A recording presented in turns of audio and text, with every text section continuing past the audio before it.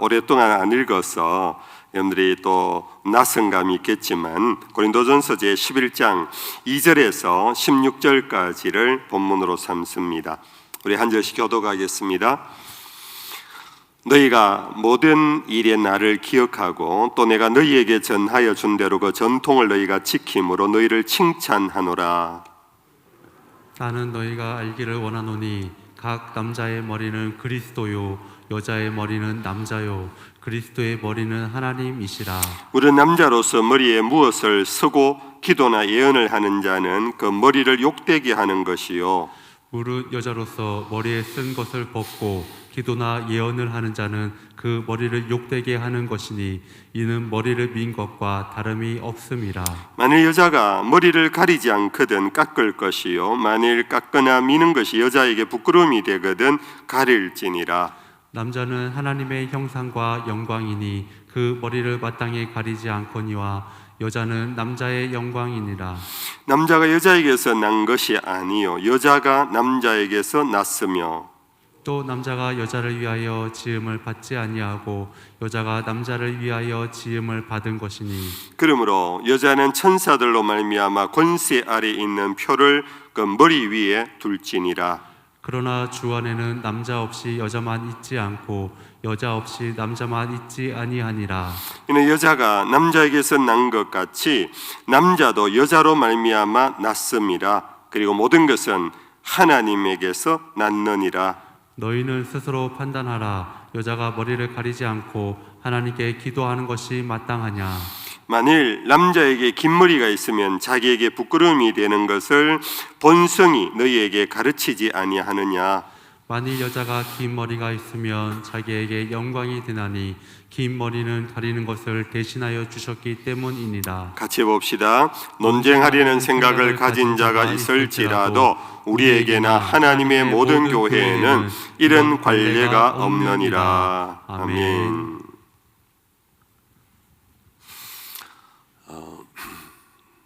본문을 읽으면서 여러분들 벌써 본문 요지를 파악하셨지요? 우리 자매님들에게는 뭐 이런 것도 성경에 있었나 할 정도로 좀 거부감이 가는 그런 내용입니다. 요즘 21세기 우리 한국 사회에서 우리 여자분들이 굉장히 정체성을 세워가면서 남자의 열등한 존재가 아닌 동등한 존재임을 지금 세워가는 그런 과정에 오늘 이 본문은 굉장히 좀 이상한 그런 본문입니다. 오늘 이 금요 기도회에 이것을 성경역 공부하듯이는 할 수 없고 오늘 본문의 내용은 이런 내용입니다. 요지는 고린도 교회가 여러 가지 일로 인하여 논쟁에 빠졌고 다툼에 빠졌는데 그 중에 하나가 예배를 드릴 때 여자가 머리에 수건을 서는 것이 옳으냐 틀리냐 하는 문제였습니다. 남자는 예배 드릴 때에 머리에 수건을 안 서는데 왜 유독 여자만 머리에 수건을 서야만 하는가?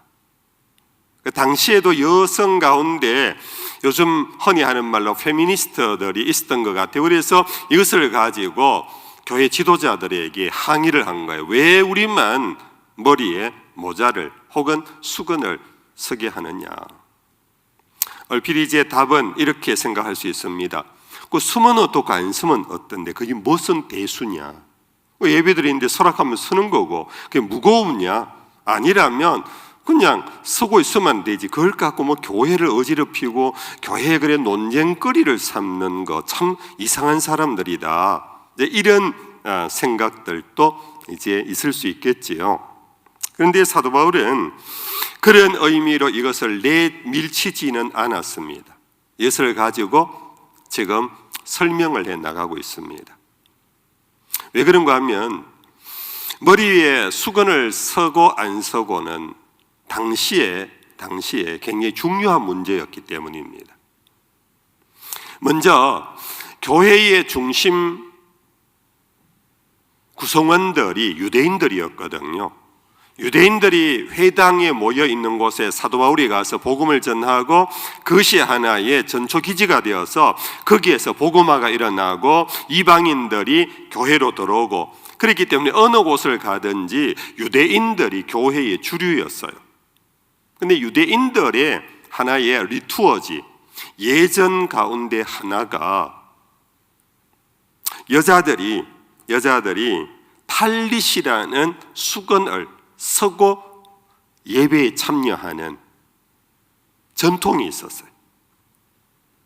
유대인들 여자들이 예배에 참여하면서 탈릿이라는 수건을 서고 늘 자기가 예수를 영접하고 기독교인이 됐음에도 불구하고 오랫동안 내려왔던 예배의 습관을 그대로 지켰던 거예요. 이 습관이란 참 무서운 거예요. 근데 이방인들이 와가지고 머리 아무것도 안 서고 여자들이 들어오니까 이게 이제 갈등이 일어난 거예요.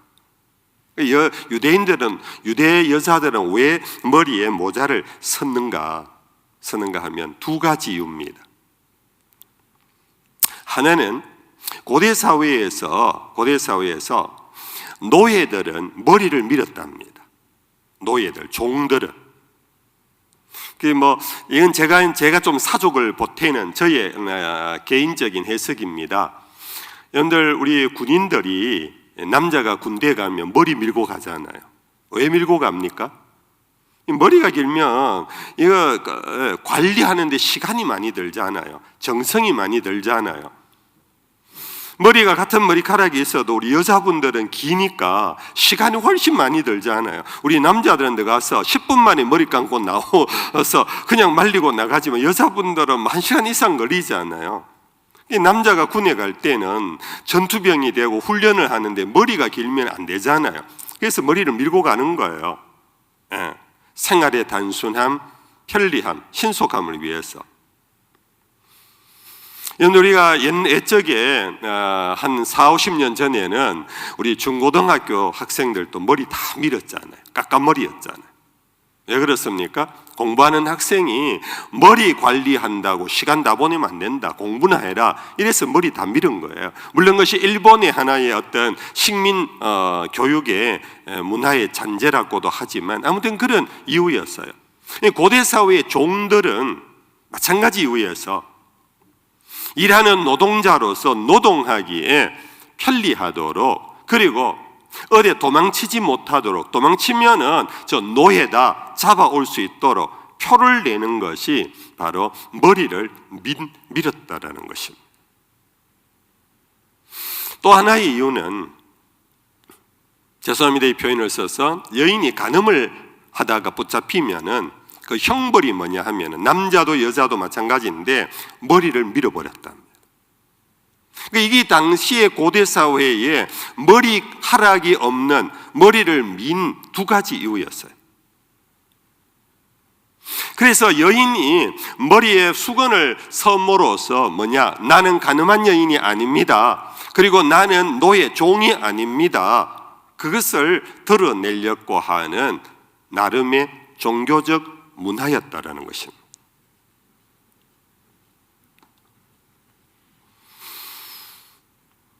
더구나 오늘 이 본문에서 사도 바울은 이렇게 말합니다. 7절 말씀에 보면 남자는 하나님의 형상과 영광이니 그 머리를 마땅히 가리지 않거니와 여자는 남자의 영광이니라. 여기서부터 좀 우리 자매들 속상한 부분입니다. 여자는 남자의 영광이니라. 그러면서 8절에 남자가 여자에게서 난 것이 아니요 여자가 남자에게서 났으며 또 남자가 여자를 위하여 지음을 받지 아니하고 여자가 남자를 위하여 지음을 받은 것이니, 이러면서 여인의 영광은 남자인데 여인이 머리에 수건을 서지 않으면은 부끄러움이라는 거예요. 누구를 부끄럽게 하느냐 하면은 남자를 부끄럽게 한다라는 거예요.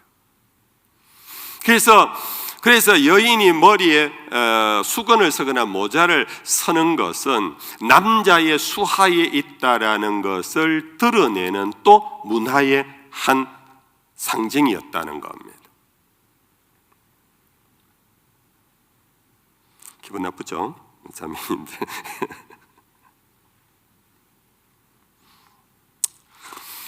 여러분들 우리 여기서 잠시 콤마를 하나 찍고요. 여러분들 혹시 학교 다니면서 역사 서양사를 공부한 때에 기억이 나는지 모르겠는데요. 중세시대 때의 수도자들이나 중세시대 때의 아주 대단한 학자들, 주로 이제 수도사들이 학자들이었거든요. 그분들의 사진, 초상화를 보면은 위에 머리카락이 없어요. 우리로 치면 여기를 뭐라 그럽니까? 소갈머리죠. 소갈머리가 없어지자 남자분들이 보면은 오랫동안 있는 분도 있지만은 대체로 이제 여기가 빠지는데요. 이 수도성들은 일부러 이 위에 머리를 밀었대요. 그리고는 머리 테두리만 아랫부분에 머리카락을 남겨두는, 그것을 일컬어서 톤슈라라 그런다면 톤슈라. 이것은 수도성들이 스스로 남자라도 머리를 밀므로써 나는 종이다, 나는 노예다. 그 누구의 노예일까요? 그리스도의 종이다, 나는 그리스도의 노예다. 그것을 하나의 상징하는 의미에서 이 윗머리를 밀어버렸대.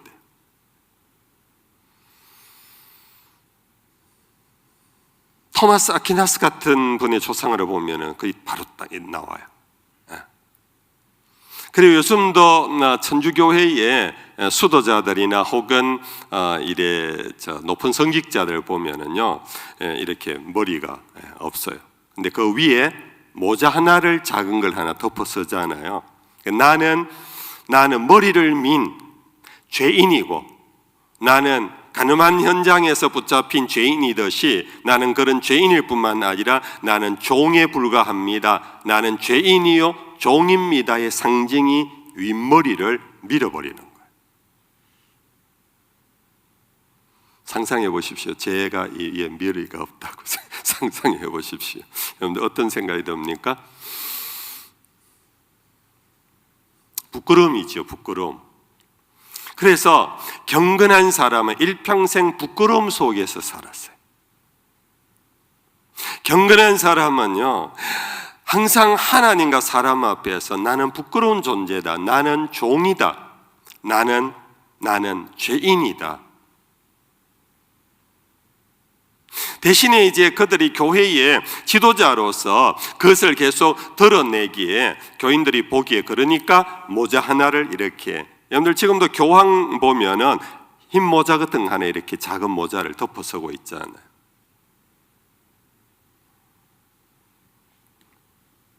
다시 돌아와서, 그런데 이것이 바로 당시의 여인들이 왜 머리에 수건을 쓰느냐, 그게 유대인들의 하나의 전통이었고 고대 사회의 하나의 부끄러움의 상징이었기 때문에 민머리는, 나는 머리카락이 있든 없든 간에 모자를 쓰므로 나는 민머리가 아니다, 그것을 드러내는 그런 하나의 상징이었던 것입니다. 그러므로서 나는 남자의 영광이 되고, 나는 예배당에 가서 나의 부끄러움을 그리스도 안에서 감춤을 받은 그런 존재로서 그것을 계속 유효하게 사용해 갔다는 것입니다. 지금도 여러분들 천주교회 미사에 가면 여자분들은 수건을 쓰고 들어가요. 그런 의미입니다. 그런 의미. 근데 이러한 것을 이제 두고는 사도 바울이 11절에 이렇게 말합니다. 그러나 주 안에는 남자 없이 여자만 있지 않고 여자 없이 남자만 있지 아니하니라. 이는 여자가 남자에게서 난 것 같이 남자도 여자로 말미암아 났음이라. 그리고 모든 것은 하나님에게서 났느니라. 사도 바울은 복음의 원리로서 이것을 정리를 해버린 것입니다. 이러한 문화가 있지만은 이 문화를 사도 바울은 거부하지 아니하고 그것을 설명해 주고 있습니다. 왜 여자가 머리에 모자를 수건을 쓰는가를 설명한 다음에, 그럼에도 불구하고 그러나 주 안에는 남자 없이 여자만 있지 않고 여자 없이 남자만 있지 아니하니라. 너무나 당연한 말이지요. 이는 여자가 남자에게서 난 것 같이 남자도 여자로 말미암아 났음이라. 이 말은 쉽게 표현하면 뭡니까? 누가 우위고 누가 열등한 것이 없다라는 겁니다. 서로 종속관계라는 것. 여자 없이 남자가 없고 남자 없이 여자가 없는 것처럼 남자와 여자는 주 안에서 동등하다. 이것이 갈라디아서 제2장입니까? 그리스도 예수 안에서는 남자와 여자가 하나이니라. 그럼 오늘 집에 가면서 싸우지 마세요. 싸우지 마시고 부부끼리 싸우지 마시고 서로 하나로서 서로 존중하시고 그렇게 하십시오. 그런데 그렇게 한 다음에 13절 이하에서 이것을 다시 재정리를 하고 있습니다. 너희는 스스로 판단하라. 여자가 머리를 가리지 않고 하나님께 기도하는 것이 마땅하냐? 그리스도 안에서 남자와 여자가 같지만은 그러면서 질문을 합니다. 스스로 한번 생각해 봐라. 여자가 머리를 가리지 않고 하나님께 기도하는 것이 마땅하냐? 만일 남자에게 긴 머리가 있으면 자기에게 부끄러움이 되는 것을 본성이 너희에게 가르치지 않느냐? 근데 요즘 이제 예술가들이나 뭐 조금 특별한 어떤 일을 하시는 분들은 남자도 머리를 기르더라고요. 묶어 갖고 다니고 그렇게 하더라고요. 근데 일반적인 남자가 머리를 길게 하고 다니는 것은 본성이 부끄럽다. 제가 만약 머리 길게 하고 다니면 본성이 부끄러워서 저는 길게 못할 것 같아요. 우리 남자분들 그렇지요? 네. 본성을 얘기하면 본성이 남자가 긴 머리를 갖고 다니는 것이 부끄럽게 여기지 않느냐. 18절에 그와 같이 만일 여자가 긴 머리가 있으면 자기에게 영광이 되지 않느냐. 우리 여자분들 머리 길잖아요. 이 긴 머리가 여자에게는 영광이라는 거예요. 남자에게는 부끄러움이고 여자에게는 영광이라. 이것은 성경의 진리는 아니고 하나님의 가치관은 아니고 인간이 살아오면서 남자와 여자의 하나의 문화적인 것을 갖고 바울이 얘기하는 거예요. 긴 머리를 가지고 있는 남자는 스스로 부끄러워서 짧게 깎듯이 여자는 긴 머리를 유지하는 것이 자기의 자랑이고 자기의 영광이듯이. 그렇다고 쇼커트한 사람들 또 엉뚱하게 생각하지 마십시오. 그럼 내일부터 또 막 길게 기르려고 할 필요는 없습니다. 아무튼 본성 속에 긴 머리는 남자가 본성이 거부하고 여자는 긴 머리 자체를 자랑하고 있지 않느냐. 그러면서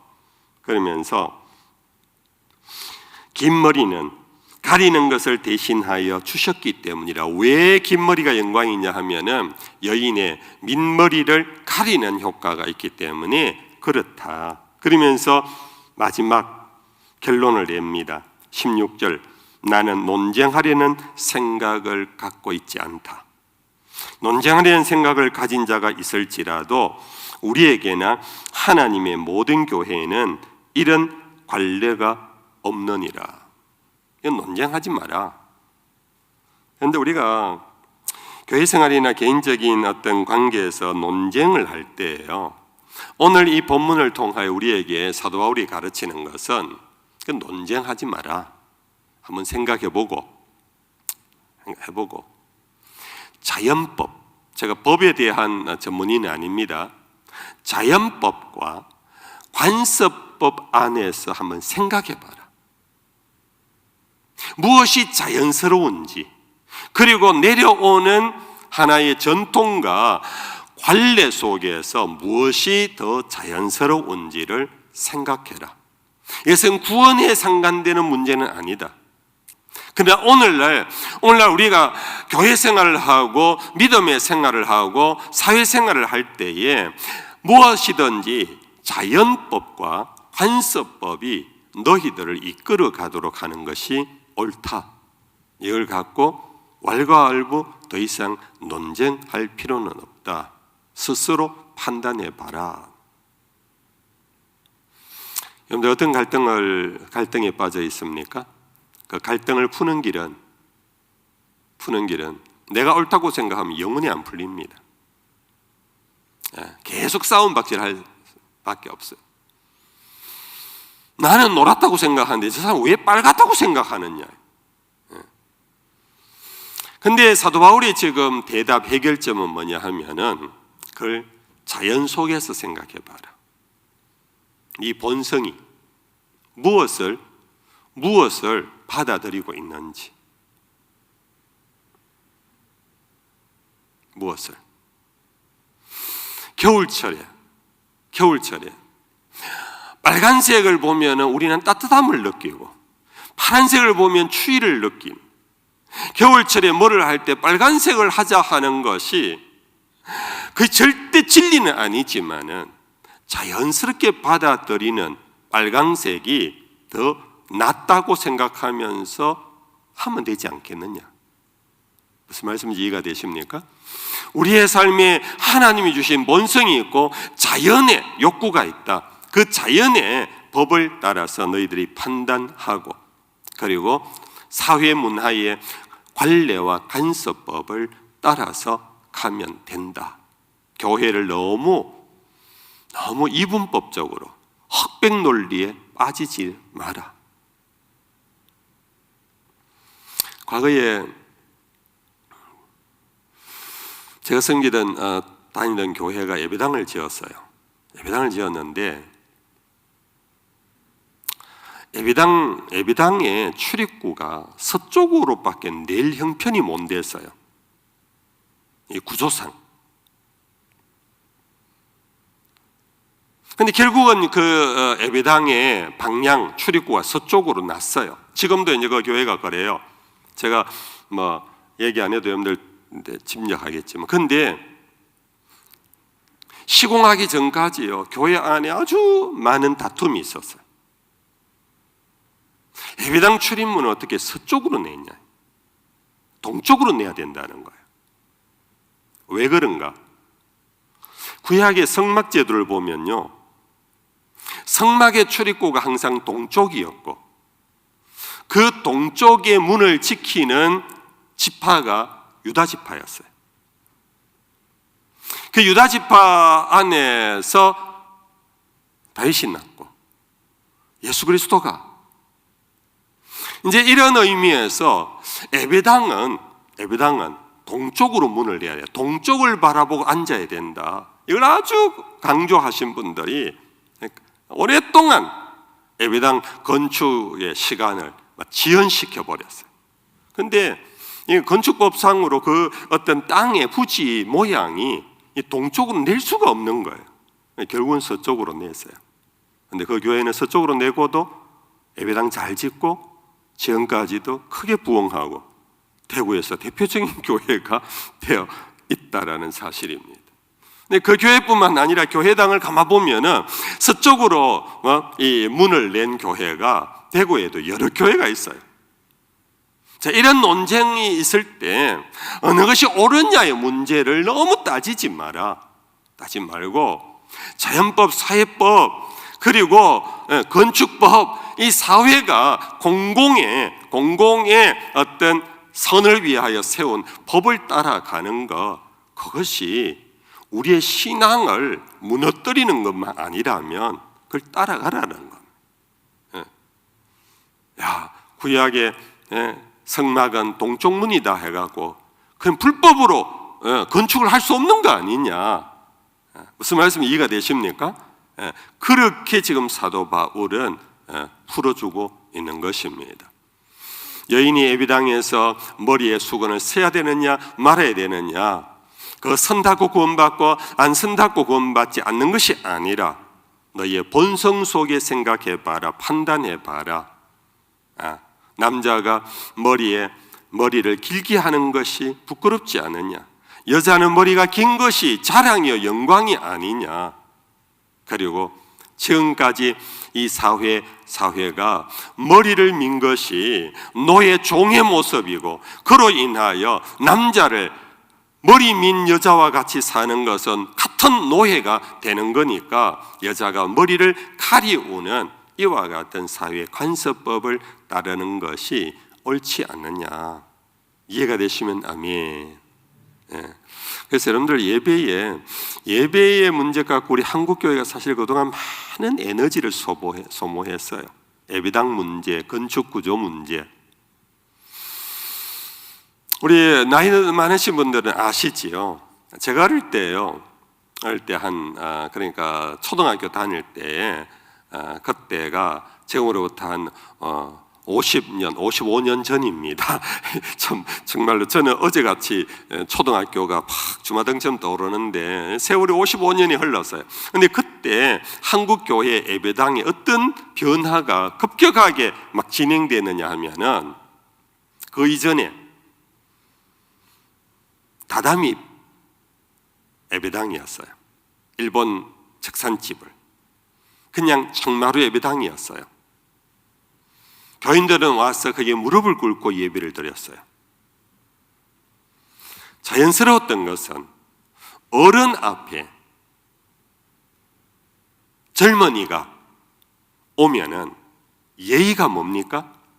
무릎을 꿇는 거예요. 근데 그때 예배당에 의자가 들어오기 시작했어요.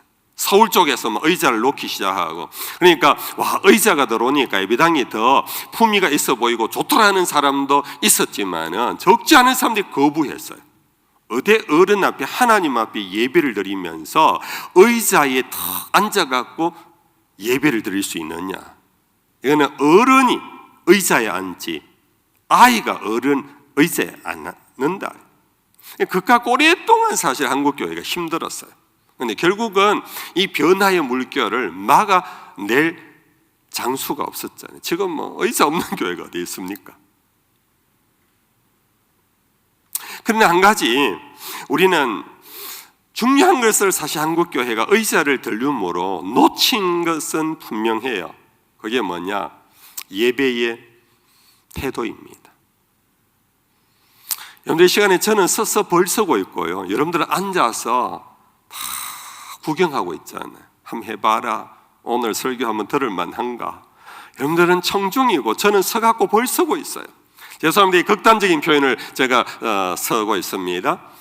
여러분들 그것은 하나님 앞에 예배드리는 우리의 마음이 엎드림이 없어져 버렸어요. 엎드림이. 예배가 구경으로 전락하기 시작했어요. 그 예배 보러 가는 것이 되어버렸어요. 하나님 앞에 제 어릴 때만 해도 정말 왔어요. 겨울철에도 여러분들 그래서 방석이 교회들마다 이렇게 작은 게 있었어요. 거기에 무릎을 꿇고 예배를 드리고 이랬는데 여러분들 우리의 태도 자세가요, 무릎을 꿇고 기도하고 예배 드리는 것하고 의자에 드리는 것하고 차이가 있을까요? 없을까요? 있을까요? 없을까요? 여러분들 없다고 생각하셔야 되지요. 없어야 되지요. 그런데 실제적으로 우리 믿음의 선배들은요, 무릎 꿇고 예배 드린 그분들은 하나님을 두려워했어요. 경외지심이 살아있었어요. 여호와를 경외하려는 경외지심이 살아있었다니까요. 하나님 말씀을 두려워했어요. 말씀을 어기면 벌 받는다라는 그런 어떤 형벌주의가 좀 지나친 건 있었지만 그만큼 여호와를 경외하라는 이 말이 문자적으로 살아 있었어요. 그런데 요즘은 여호와를 경외하라는 것은 그냥 구호에 불과하고 정말 두려워하고 떨면서 예배하고 말씀을 듣고 하는 우리의 모습이 참 많이 떨어진 것은 사실이에요. 그래서 여러분들 오늘 우리가 내려오던 전통 속에 정말로 외형은 바뀐다 할지라도요, 우리가 정말로 지켜야 할 중요한 본질은 놓치지 않도록 해야 되고, 영적 자연, 현상, 무릎을 꿇고 예배드림이 너무나 자연스럽게 하나님을 두려워하는 마음을 유지하는 이것을 여러분들 옳다 하는 것이 필요해요. 뭐 개먹은 옛날 노인들 소리 하지 마소. 목사님 이제 은퇴할 때 다 되니까 정말 옛날 얘기가 많아집니다. 이런 얘기를 할 수 있을 것 같아요. 그러나 여러분들, 우리 재래종교란 제사종교, 모든 종교는 사실 공통점이요, 제례가 있어요. 제사가 있어요. 여러분들, 제사는 자기 죽는 대신에 희생물을 대신 죽이는 거예요. 우리 구약의 유대교만, 유대인들만, 이스라엘의 종교만 그렇게 제사를 드린 것이 아니고 우리나라에도 수많은 옛적부터 내려오던 전통에는요, 희생물을 갖고 제사를 드렸어요. 근데 재래 종교의 핵심은 뭐냐 하면은 피가 있어요. 죽음이 있어요. 생명을 갖고 예배를 드렸어요. 내가 죽지 않는 대신 저 돼지가 죽는 거고, 저 닭이 죽는 거고, 저 개가 죽는 거지만은 그 예배의 생명 하나가 사라져요. 거꾸로 말하면은 예배는 생명, 목숨을 걸고 드렸던 것이 바로 제사 종교 특징이에요. 오늘 우리는 예배는 정말 구경으로 전략하면서 생명과 무관하잖아요. 생명에 대한 생각이 별로 없잖아요. 내가 죽을 수밖에 없는 이 죄인이라는 거 그냥 말로만 그렇지, 그 죽음 대신에, 나의 죽음 대신에 그 희생 당하신 주님, 그 주님에 대한 여러분들 감동, 십자가의 감동이 우리에게 얼마나 있나요? 그런 의미에서 여러분들, 우리가 정말 깊이 고민해 보면서 무엇이 옳으냐 그르냐의 문제보다는 내 마음속에 일어나는 성령의 감동의 자연스러운 감동 안에 정말 말씀이 우리에게 내려보내는 예배의 어떤 그 전통을 여러분들 우리가 존중하면서 옛날 방식이라고 여기지 말고 그 안에 담긴 미닝, 의미가 무엇인가를 깊이 생각하면서 그렇게 여러분들 예배를 지켜가는 것이 참 교회를 새롭게 하는 것은 자꾸 건물을 새롭게 하고 어떤 모양을 새롭게 하는 것이 교회를 새롭게 하는 게 아니고, 사람을 바꾼다고 새롭게 되는 게 아니고요. 로이드 존스 목사님이 쓴 아주 중요한 책 한 권이 리바이벌, 부흥이라는 책이 있는데요. 그 부흥의 첫 장이 무엇이 부흥인가? 그걸 이삭 이야기를 하고 있어요. 이삭이 아버지가 죽고 난 다음에 이제 자기가 가장이 되어가지고 양떼와 가족들을 데리고 가는데 사람들이 주변에 이제 사람들이 이방인이다 자꾸 쫓아내는 거예요. 쫓겨가면서 가장 중요한 것이 뭐냐 하면은 셈이었거든요. 셈, 운물이었어요. 옛날에는 이 셈물이 팔레스타인 땅이 굉장히 중요했고 이 생명이었어요. 어디 가서 우물을 파느냐? 그때 이삭은 어릴 적 기억을 더듬은 겁니다. 아버지 아브라함이 팠던 우물, 그걸 기억하는 겁니다. 옛날에는 여러분들 우물은 땅을 파서 밑에 수맥을 찾아서 쭉 내려가서 우물을 길러왔거든요. 그걸 다 마시면은 여러분들 그 웅덩이가 위험해요. 땅을 많이 파고 들어갔기 때문에 아이들도 빠져 죽을 수도 있고 양떼들도 빠져 죽을 수 있기 때문에 그걸 메꾸어요. 이제는 물이 없는 우물은 메꾸었거든요. 그 바깥에서 보면 우물이 안 보여요. 그래서 이삭이 생각을 한 거예요. 아버지가 팠던 우물 있는 장소를 찾아가서 다시 파니까 그 수맥이 원래 흘렀던 수맥이 살아있었던 거예요. 이 사건을 두고 로이드 존스 목사, 이것이 바로 부흥의 길이다. 부흥이라는 것은 새 것을 자꾸 만들어 찾아가는 것이 아니라 옛적에 한국교회를 살렸던 말씀, 옛적에 한국교회를 통하여 선교의 역사가 일어났던 그 어떤 무브먼트, 그것을 되찾는 것, 이것이 바로 부흥운동이에요. 그래서 리바이벌이라고 그러잖아요. 리바이벌, 다시 회복시킨다, 재생시킨다. 그래서 여러분들, 오늘 이 금요 기도회까지 오신 여러분들은 다 은혜의 경험이 있을 것입니다. 여러분들, 은혜에 지금 요즘 은혜가 떨어졌다, 내가 요즘 정말 기도도 안 되고 요즘 정말 마음에 감동도 없고 예배에 그냥 밋밋하다, 이걸 어떻게 되찾아야 될 텐데, 여러분들 되찾으려고 여러분들 동분서주할 필요가 없습니다. 가만 생각해 보십시오. 내가 어떻게 은혜를 받았던가, 그 자리로 다시 돌아가면 됩니다. 그 자리로. 여러분들 새벽기도 나오면서 눈물이 콧물이 되어서 하염없이 여러분들 통곡하며 흘렸던 그 시간을 회복하십시오.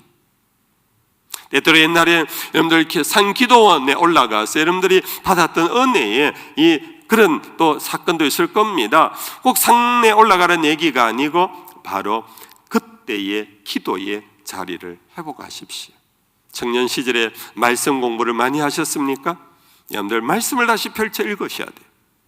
말씀을 다시 펼쳐 읽으시고 그것을 깊이 묵상하는 중에 여러분들 다시 그 말씀을 하신 하나님이, 그때 나를 살리고 거듭나게 하신 하나님이 오늘 또 그 말씀을 통하여 나를 다시 살리고 은혜 주실 것이기 때문에,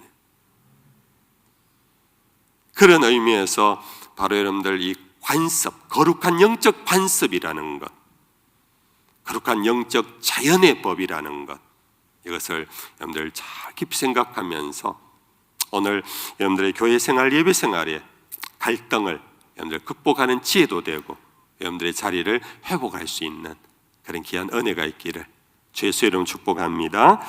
찬양하십시다.